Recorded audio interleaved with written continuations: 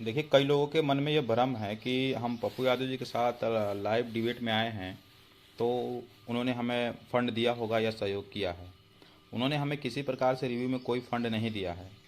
उनके एओआर को ज़रूरत थी, हमारे एओआर की। उसके लिए उनको उन्होंने 20,000 का फंड पे किया था, जिसकी सूचना हमने उनको दे दी थी।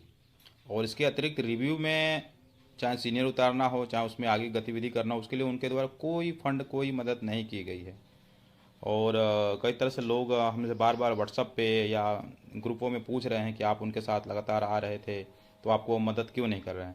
अब किसी के दिल में हम घुसे तो थे नहीं कि वो क्या करने वाला है और क्या उसकी प्लानिंग है।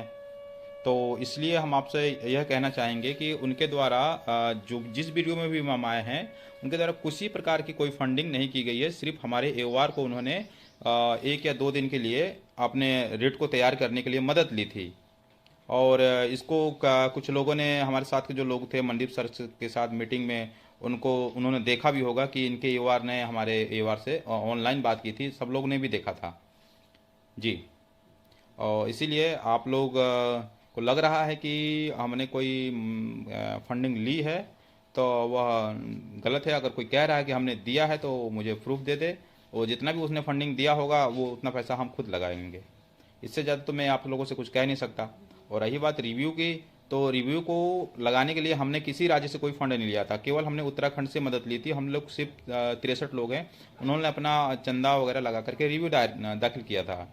अब उसके आगे जो उसमें कार्रवाई होनी है, हम सक्षम हैं कि उसको हम कर लेंगे। लेकिन आप देख लीजिए कि सबका नुकसान हो जाएगा उसमें, अगर हम वो कार्रवाई कर देते हैं तो। इसीलिए वकील साहब ने जो सलाह दी कल, हमें उसको करना है, और उसको करने के लिए काफ़ी मात्रा में फंड की ज़रूरत है।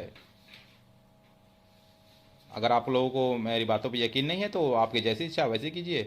फिर हम लोग भी अपना कदम उठाने के लिए फिर बाध्य होंगे। फिर मत कहिएगा कि उत्तराखंड वालों ने पूरे देश का नुकसान कर दिया।